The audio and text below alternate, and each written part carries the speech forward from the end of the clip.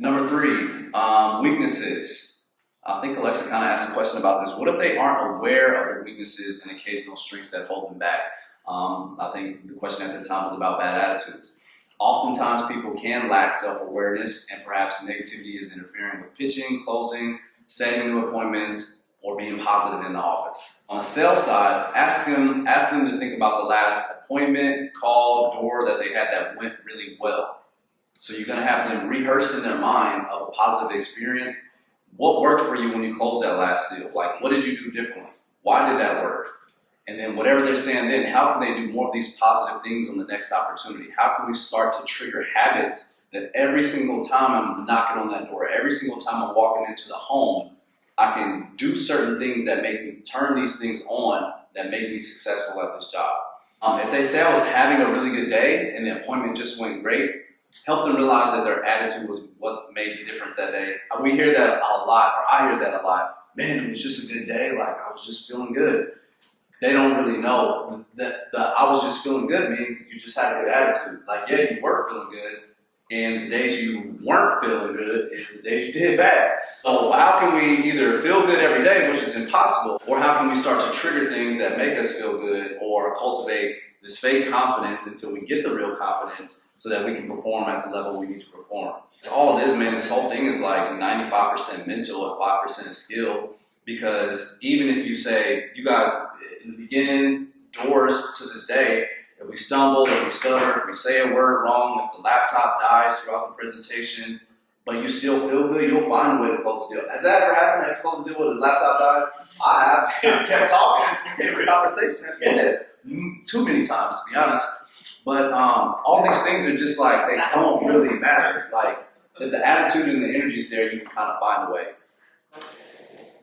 Tell the rep of an attribute of talent that you see in them that they know to be true. Number 2, give them a specific example of when you've seen them use that attribute and was successful, meaning like the last close, the last 2 closes. Last month you had a big month, and I noticed that when you were in the office a lot, or I noticed that when you were doing your recaps of the consultation, you had a lot of confidence. You were very organized, whatever the case may be.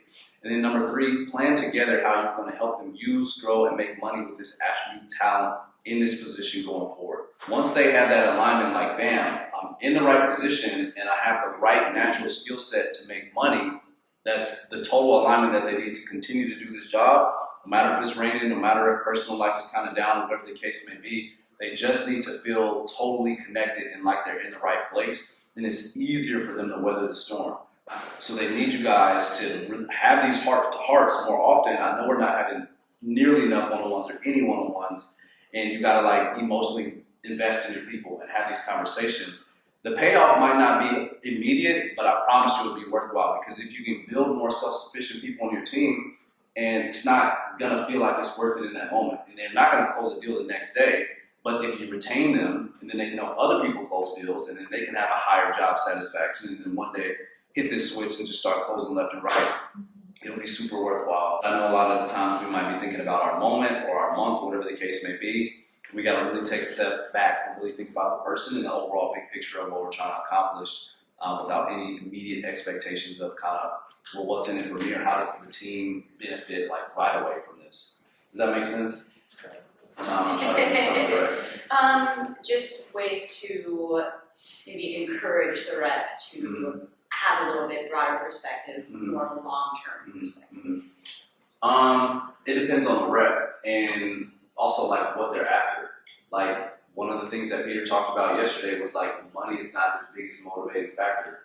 And I'll tell you guys about my trials as a sales manager when I was in sales management way too early, and I treated everybody like they wanted money, because that's all I cared about at the time was money. So every bonus and incentive, I was just waving cash, like, first sale today, $100 on the table, like whatever the case may be. And then I had women who on my team, they didn't care about that. They were there for the benefits and like job satisfaction. They wanted to be in a place where they felt like they were contributing and that they were growing, but they weren't there to like grind. So each person is different, and if you really understand like what that person is there for, what's their immediate need and long-term need, immediate savings and long-term savings type of thing, then you can communicate to that specific thing. So it's not really a cookie-cutter approach that you can take with everybody, if that makes sense. I hate not being able to give direct answers, but I don't think there is one.